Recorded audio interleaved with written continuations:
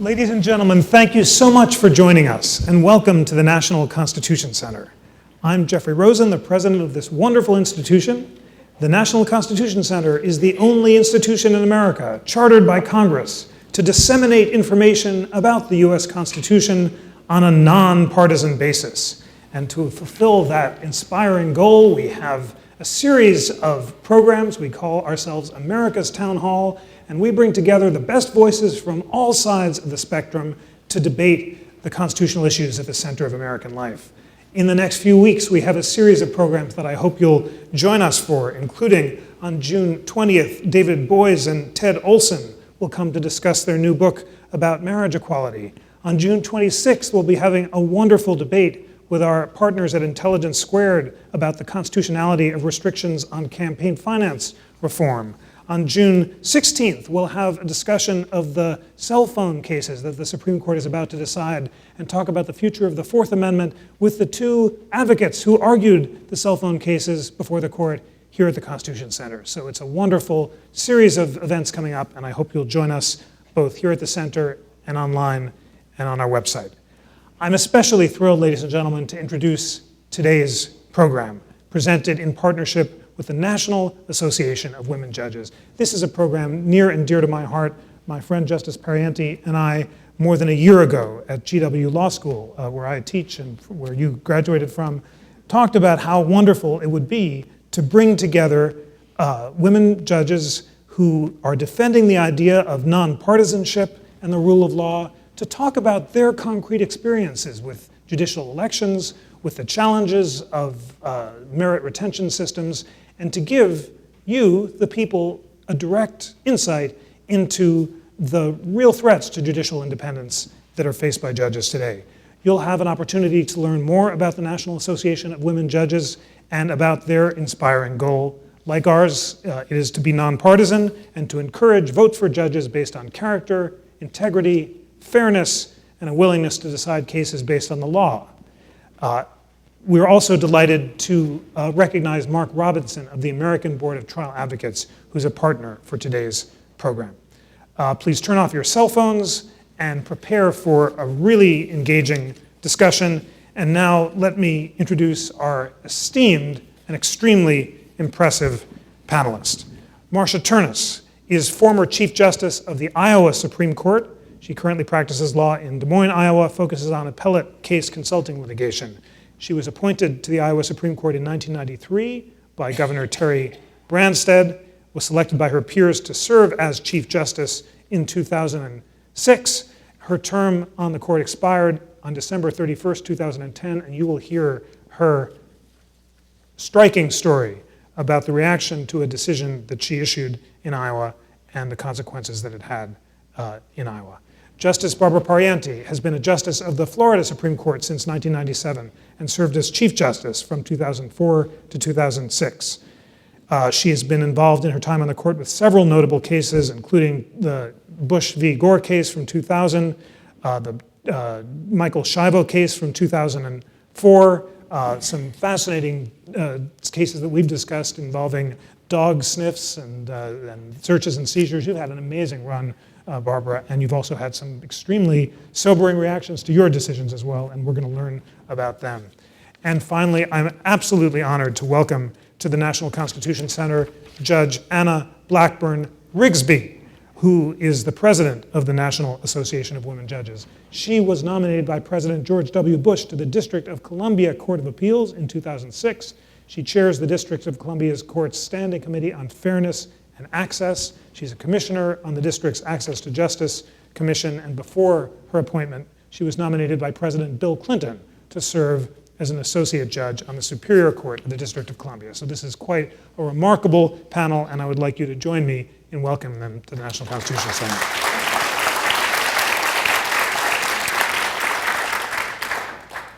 Judge Ternus, we're going to begin with you. And you had an extraordinary experience in Iowa. You issued an opinion in a case involving Iowa's Defense of Marriage Act. Tell us about that case and your decision. Well, our court had an appeal from 12 same-sex couples, 12 individuals, 6 same-sex couples who had been denied a marriage license in Iowa based on Iowa's version of the Defense Against Marriage Act. They challenged the constitutionality of that statute under the Iowa Constitution's Equal Protection Clause. Our court issued a unanimous decision that the statute did in fact violate the equality rights of these individuals. And describe the reaction to that decision. Well, the case itself was controversial even before we issued our opinion. There was a lot of social commentary, a lot of public discussion of whether same-sex marriage should be allowed or not. And there were demonstrations outside of the judicial branch building when we heard oral arguments on the case. So we knew that our decision would be controversial. And when we issued the decision, of course, it was very controversial. And there were a lot of groups who were opposed to our decision, primarily on religious grounds. Some of those groups took out TV ads, and we have videos of some of those ads now. So right. The actual, I think the opposition reached its crescendo when 3 members of our court happened to be on the retention ballot. In other words, we were up for retention.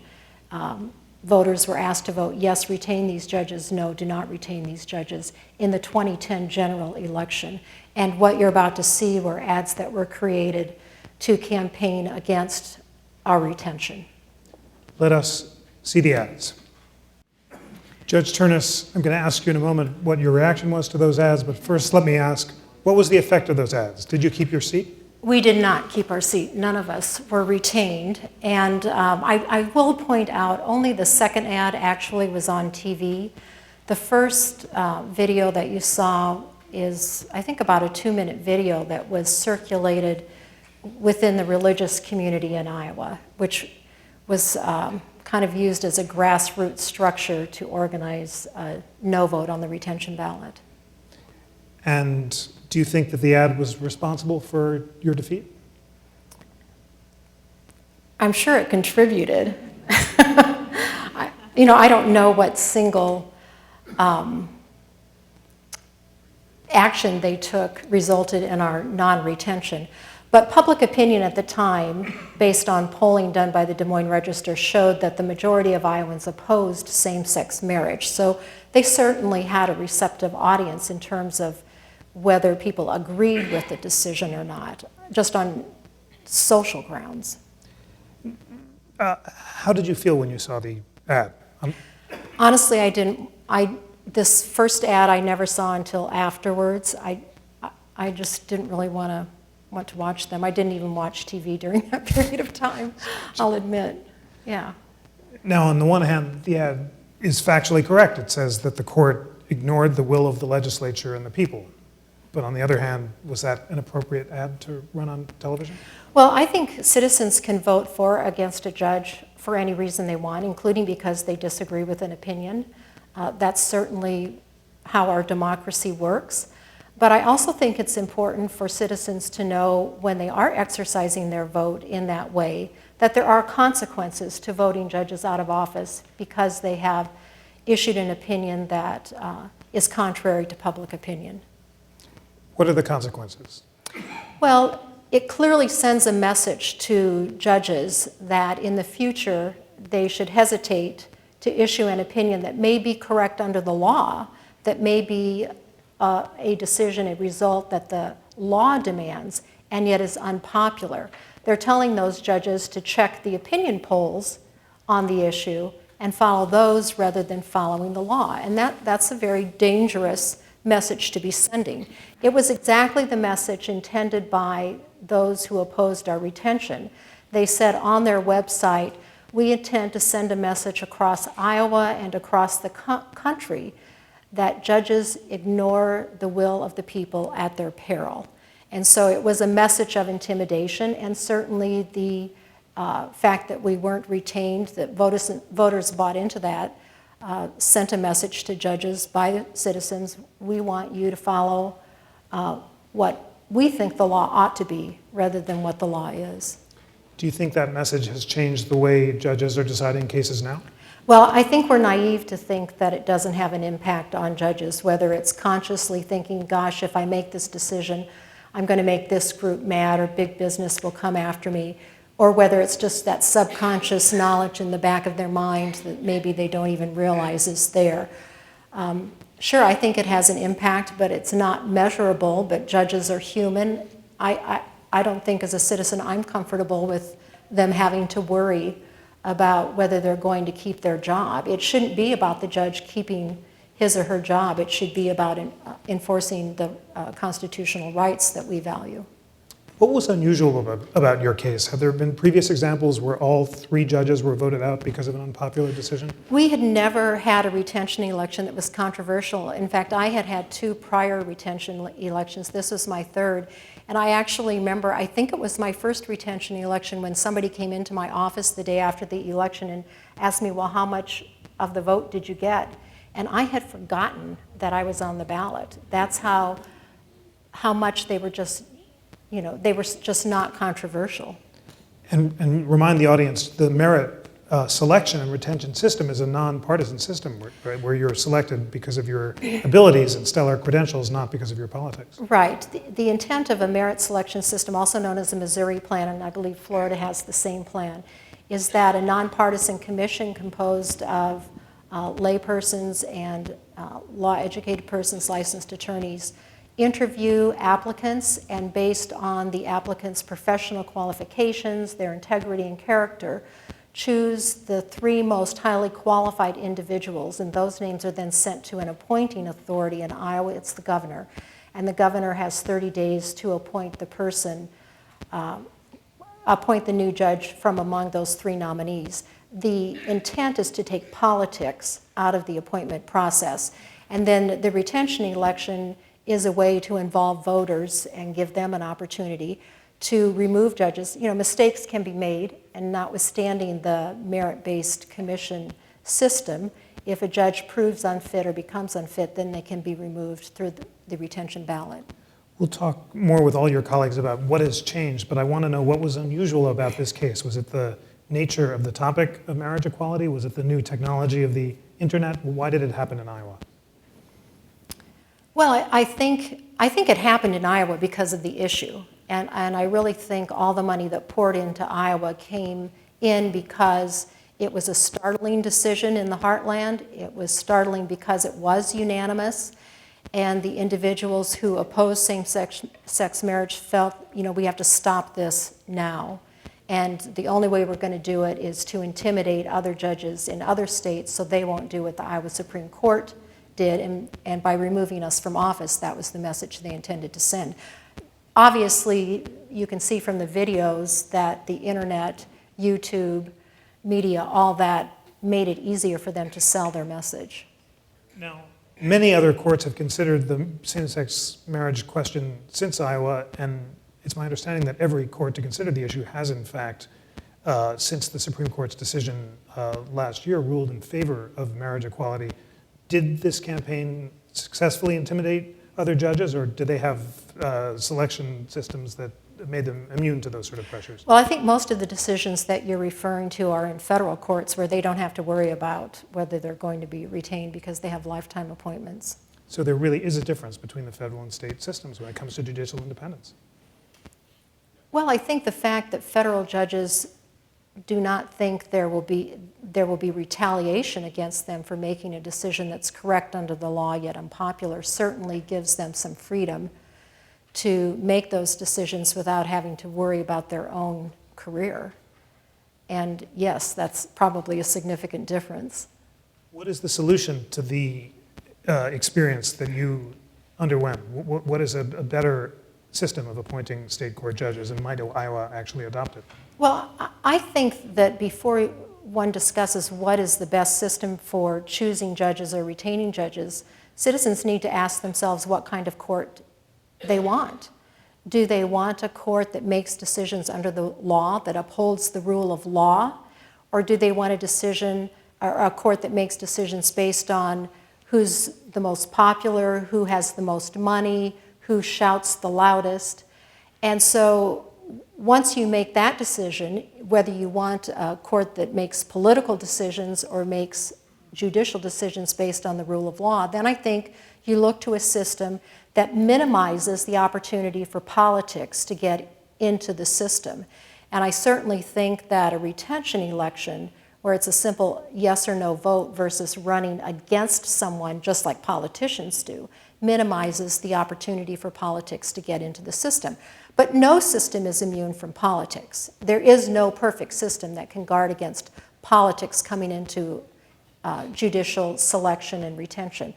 The only way that's going to stay out is for voters to demand that the systems remain non-political. Are voters likely to demand that?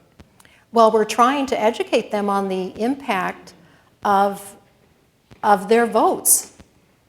The voters in Iowa were sending a message to judges: we want you to behave like politicians. We want you to test the winds and go with public opinion. We don't care that it's correct under the law. Or what another big component, of course, in Iowa was that we violated God's will by ruling the way we did. And so the message there is, I guess, that I should have checked the Bible or checked with the priest in my church to ask how I should vote, rather than checking the Iowa Constitution and our long years of case law, which were in fact consistent with our decision. And you've warned, in fact, that voters should not turn judges into theologians in robes or politicians in robes. Well, I don't think they should. That's the voters' choice. They can turn judges into theologians in robes and politicians in robes. You now have the opportunity to speak and write about the importance of judicial independence. What do you tell voters when you're trying to persuade them not to turn judges into politicians in robes? Well, I think that the rule of law is what distinguishes our democracy and from other forms of government. And we have to be willing to uphold the rule of law, even when it upholds the rights of others whom we may disagree with. If the law doesn't protect everybody, if the law depends on who's standing in front of the judge, then we don't have neutral decision-making, we don't have fair and impartial judges, and we cannot say that we are a society governed by the rule of law. Well said, Judge. Thank you very much for that. We will return to these. I think that deserves a round of applause.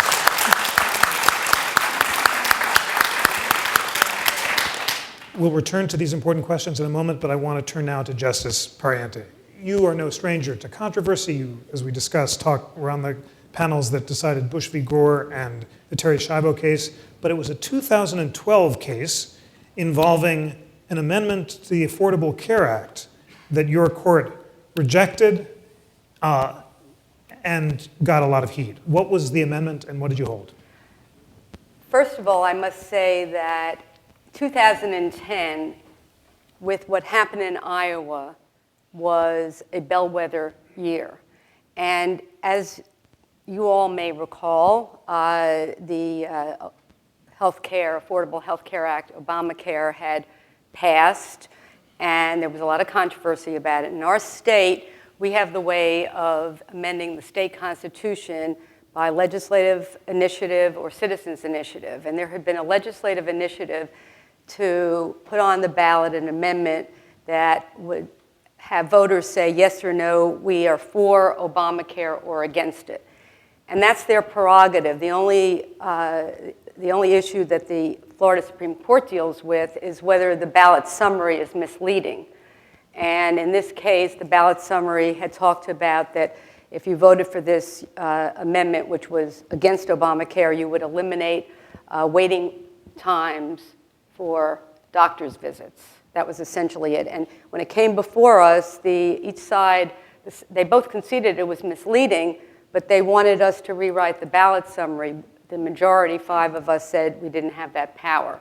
The irony was, by 2012, a new amendment had been proposed, which had already been approved. But what happened was, my view is, right after the Iowa election, and emboldened by that, we had immediate signs that there were 3 justices that were up for merit retention, myself and 2 of my colleagues, and that they were going, these groups, partisan groups, special interest groups, were going to run a campaign to take us out of office. And just like Justice Ternus, I had been on the court since 1998.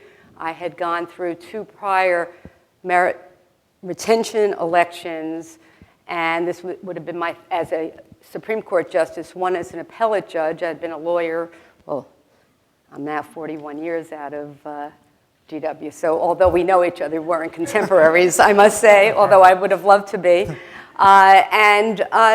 The retention, I know Pennsylvania is not a retention state.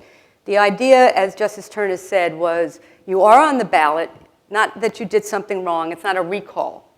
You're just on the ballot every 6 years, and the best we could tell was a check to see, as Justice Ternus said, if the judge has violated ethical standards or integrity, or is not hardworking, or is being political.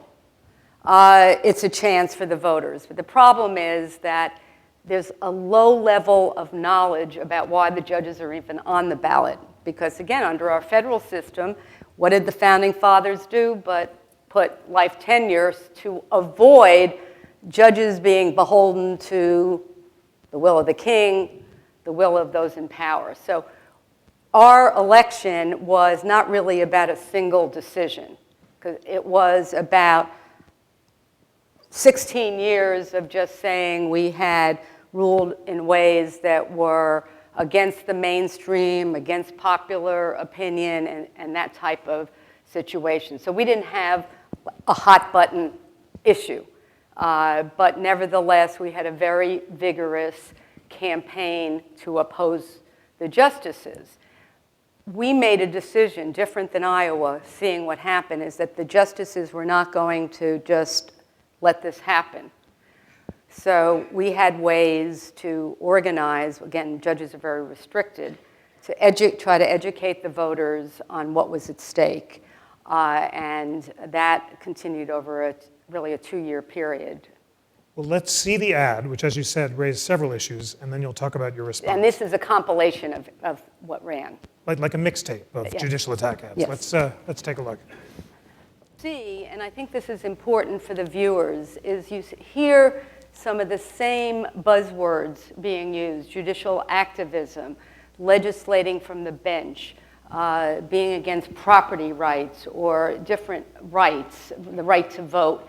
And so these are these buzzwords that are meant to upset citizens, that somehow courts are acting in their own self-interest and against the interest of Americans, of our citizens. And so that was, and the last ad was paid for by Americans for Prosperity, which is the Koch brother group, and others ran on the internet, and that has been a very successful tool.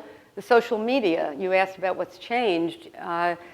16 years ago, social media was virtually non-existent. Social media is a very powerful tool now to get to constituencies that have that ability to get their message out. So describe the effect of these ads. The ads said that people should call you and say they oppose judicial activism. How many people called you? Well, I don't know, because we have a pretty good system of we learned about it after Bush v. Gore, that we didn't really want calls to our offices. But we ended up in Florida not only having different groups opposing us, but by October, the Republican Party of Florida had come out against us using a decision.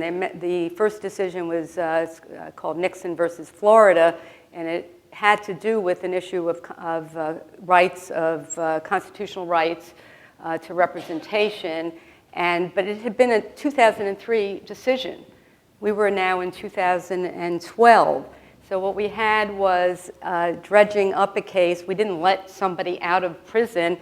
The issue was they were going to get a new trial. And that was used as if, because this issue of being soft on crime, again, is another theme as opposed to protecting constitutional rights.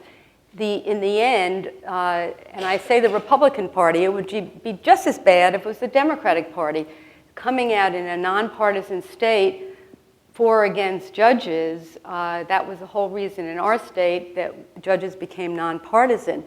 But what I believe is what happened is, with our ability to organize and get our message out to the citizens, we were overwhelmingly retained. In other words, our percentages were excellent, I believe, and it was excellent across all party lines, that citizens properly informed did not want to transform the courts into a power grab for one governor or one side or the other. They recognized separation of powers, checks and balances, everything the National Constitution Center wants to emphasize. They appreciated that judges cannot be intimidated in making a decision that is right on the facts and the law, but may be wrong on the political or popularity poll of the day. This is the most exciting and inspiring constitutional news I've heard this week. So tell us, how precisely were you able to launch a campaign in favor of judicial independence? This is a very difficult thing. We've heard a lot about campaign finance and campaign reform. It is a particularly problematic issue for the judiciary because judges are not there to raise money. We are prohibited from raising money, at least in the state of Florida and I think in other merit retention states. So committees have to form to assist you. Well, those are going to be lawyers that may appear before you. That's why we're so pleased to have the American Board of Trial Advocates, which is a bipartisan, nonpartisan organization of lawyers understanding the threat. It's not about being for business, for consumers, against consumers. It's about judges who, when everyone comes into the courtroom, that they are going to get a judge who will look at the facts, look at the law, and not look at who the litigants are and decide that case. So it was, I believe, a triumph for fair and impartial courts, but as Judge Blackburne-Rigsby will tell you, we're seeing this crop up across the country. How does it work? What are the mechanics? Do you do social media ads about the importance of judicial independence? Well, that takes, in a state like Florida, where to run a statewide ad for a week would cost $1 million. We didn't have anything close to that. Also, we were prohibited from actually, the three of us, the justices who were being attacked, we couldn't do ads together because of our own canons. So we did use effectively going to editorial boards. We did use the social media. We had Facebook. I was very upset when my Facebook page came up and I didn't get a lot of likes because I found out that actually in the social media world, you've got to actually drive people to those sites and that costs money. We did have independent groups that did run ads for us, but I really don't know the mechanics of it because under campaign laws, you can't coordinate with third-party groups. It is the idea of campaigning, and I know there are states that have wonderful judges, but the idea for judges campaigning, it's really contrary to what we are about. Just like Justice Ternus said, she didn't want to see those ads running against us. We want to, it's not like we're in an ivory tower, but we want to be insulated from what you see on TV, what the public opinion poll is of the day, because public opinion changes. I bet if Justice Ternus had that decision today, the public opinion would be different. You can't make a decision. Brown v. Board of Education would have never been decided if it was based on popular opinion, certainly not in the South.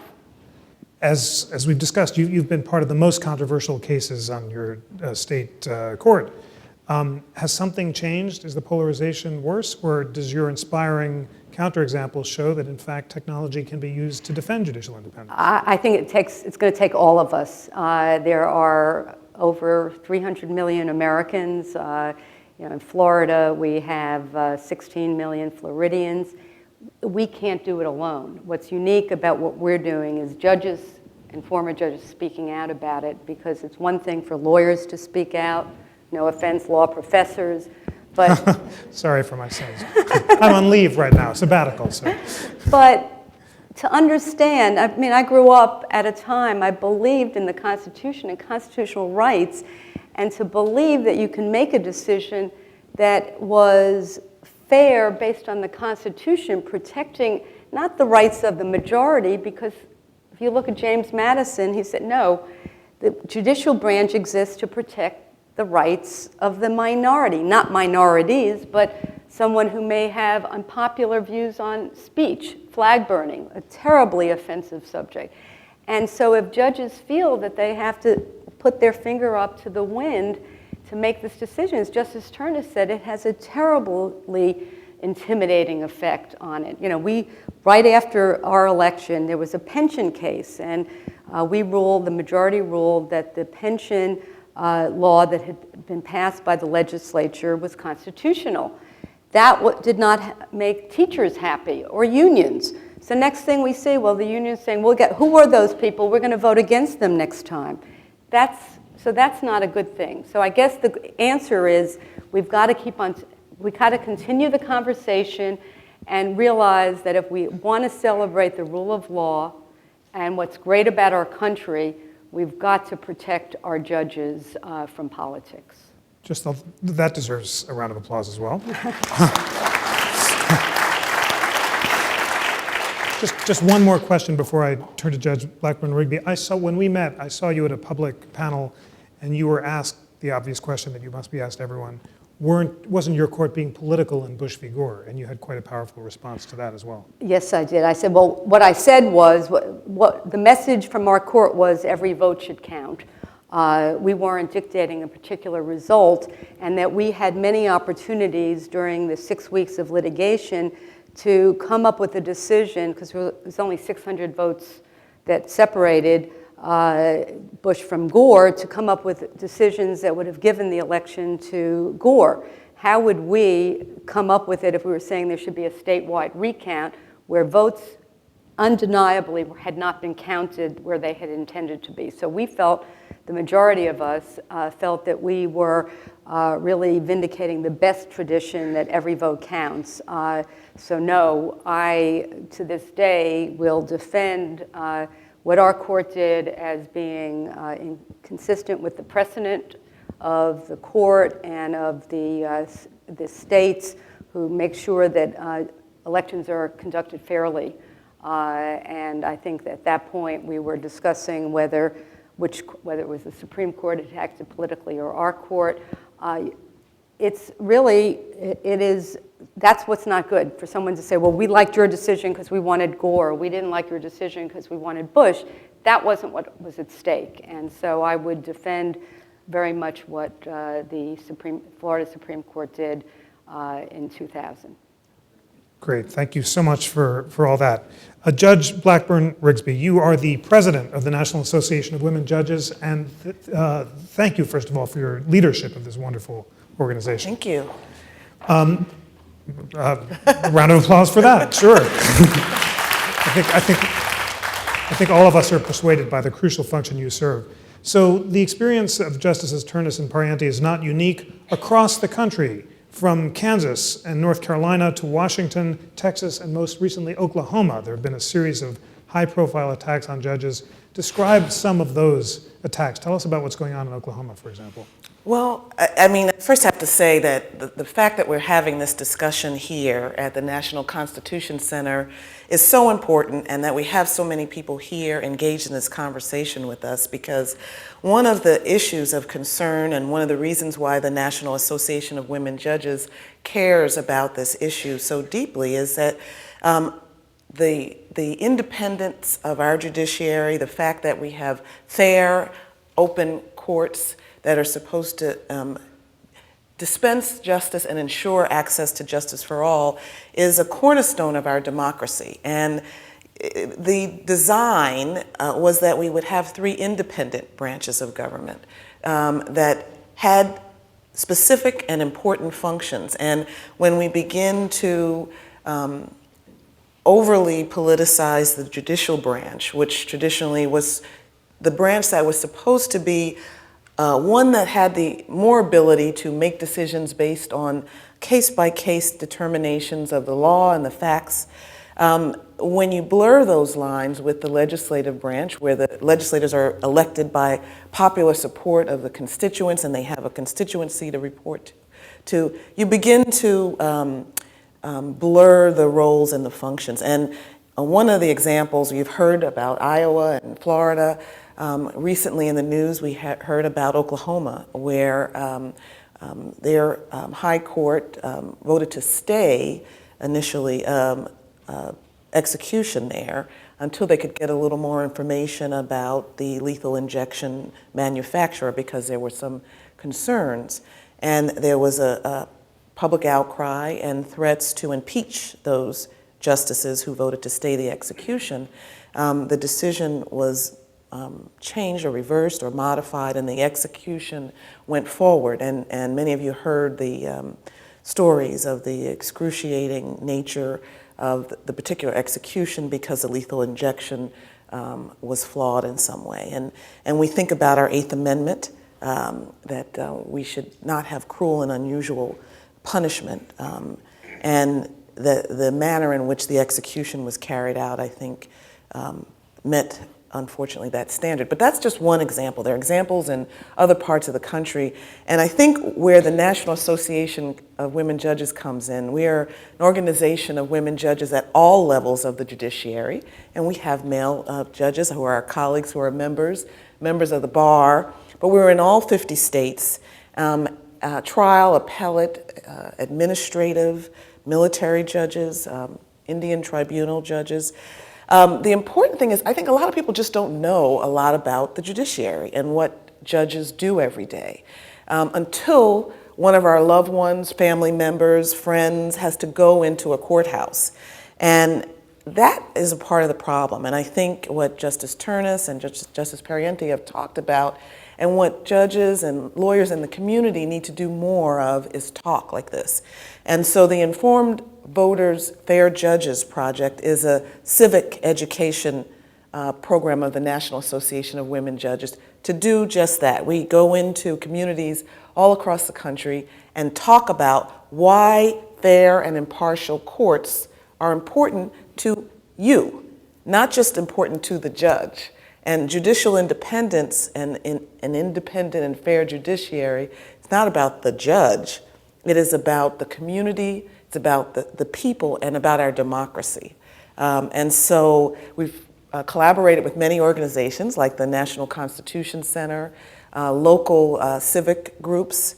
It's a nonpartisan, non-political effort just to talk about what you should look for in a judge. You know, when you go into a courthouse with your elderly parent and you have a will probate dispute, you should expect the judge will look at the facts of your case, and not that a judge has a preconceived notion or agenda about how this kind of case or this kind of litigant should be treated. And sometimes when you have these moneyed influences from outside of the jurisdiction coming in that signal to a judge, if you don't do this in this way, you better watch out. I think that affects the rule of law. And I don't know, I just will share a story. Justice Pariente and I participated in a global judicial conference involving women judges from all over the world, 500 different countries.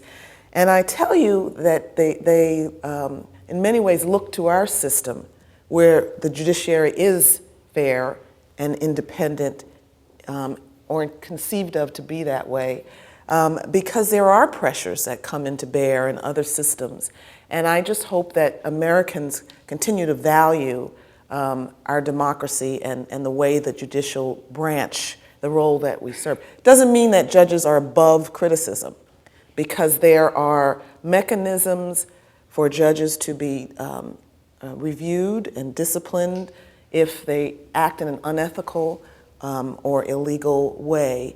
But to attack a particular decision outside of the court or appellate process, I think raises some of the concerns that we've talked about here.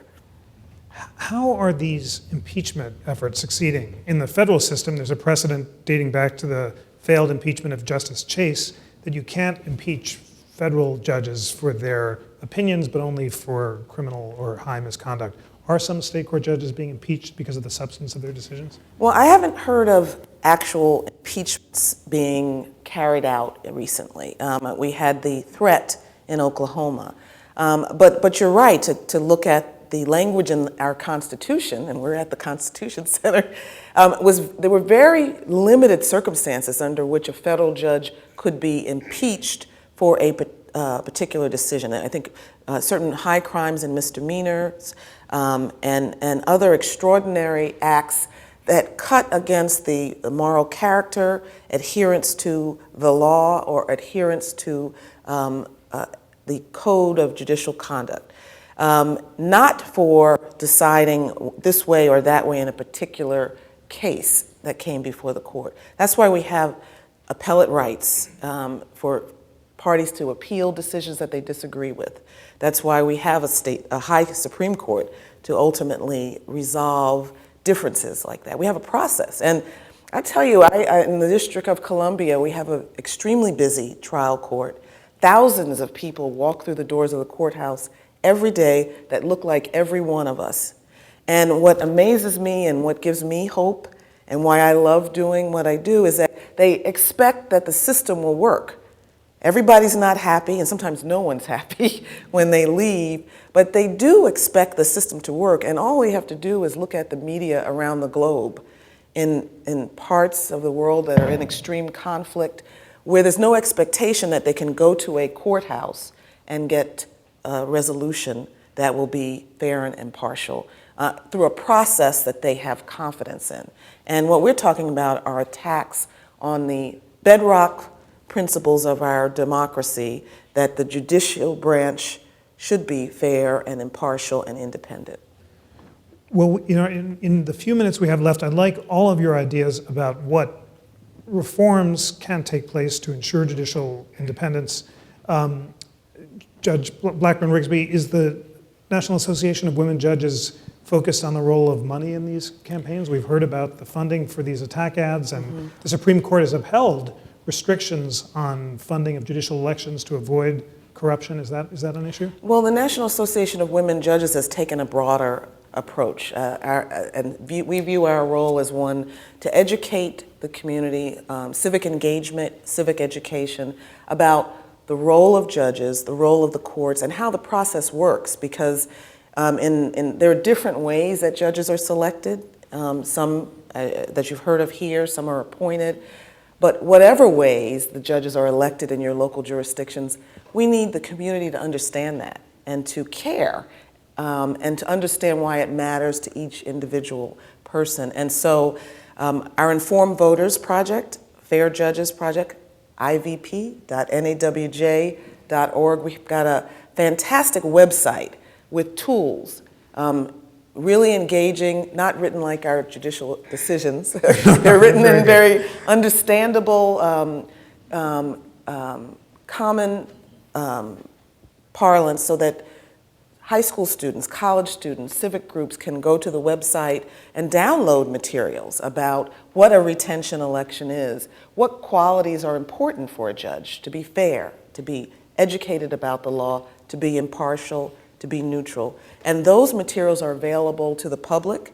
We've partnered with civic groups and bar associations. We have over 25 different partners with us in this a grassroots effort to make our courts more open and accessible and understandable, so that people understand the true jewel that our judicial system and our tripartite system of government offers. I mean, I used to have civics class, and many of you in the audience may remember in elementary and middle school we had civics class, and my sons in Boy Scouts.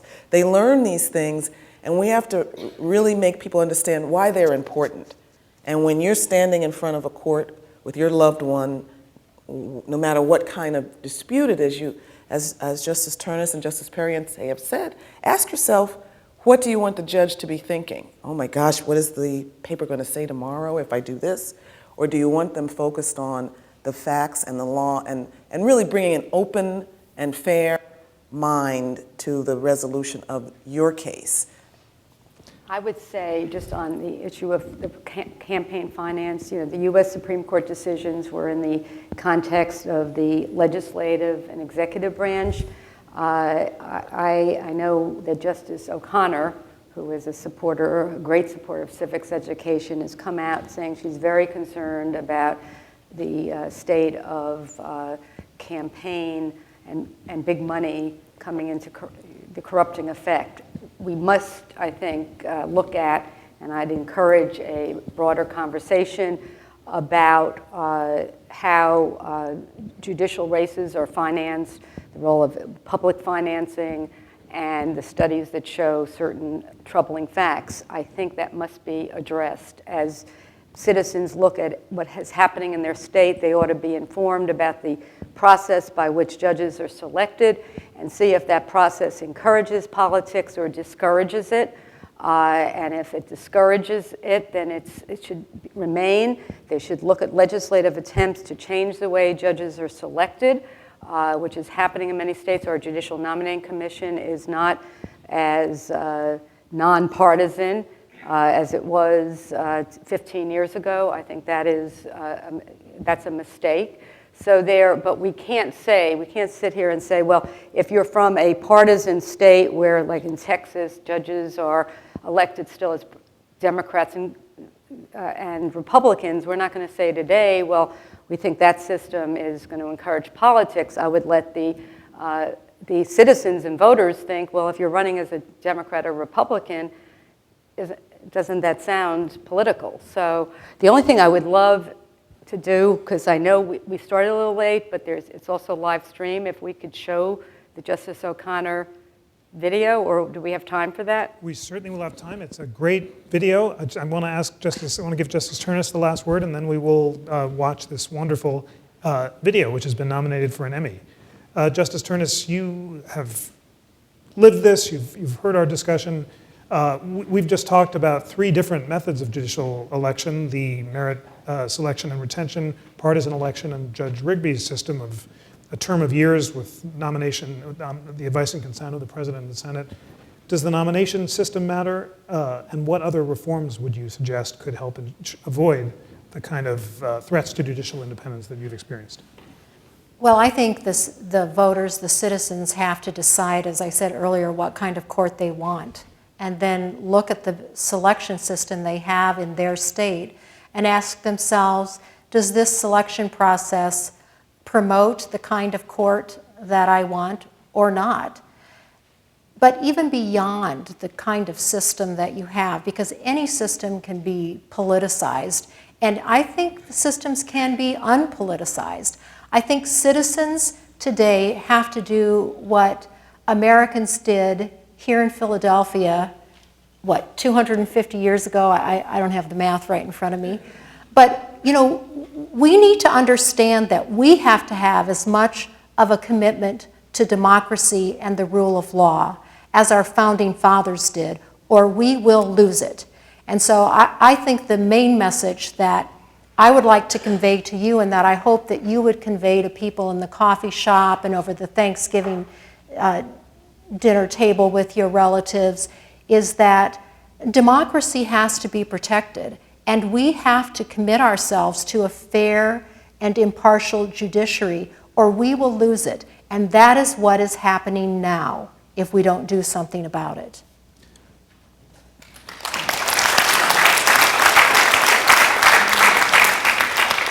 Each of you is just knocking it out of the park. This is just this is really inspiring. And we're about to hear this great video nominated for an Emmy featuring our wonderful board member and the leader of civics education and the defense of judicial independence in America, Justice Sandra Day O'Connor. Let us watch this video. Who's a member of the National Association of Women Judges. Forgive me, let's not be proprietary. And has done this in conjunction with our Informed Voters Fair Judges Project. Thank you for that, Judge. Let's watch the video.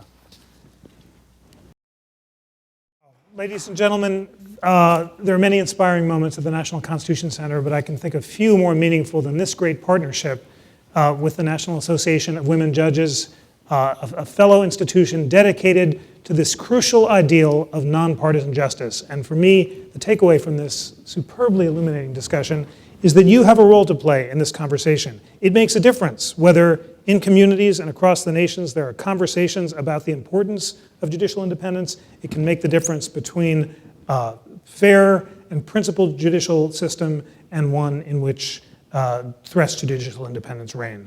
So I hope you'll all go out and remember this great message, spread the word, and please join me in thanking these three distinguished judges for their service to this country.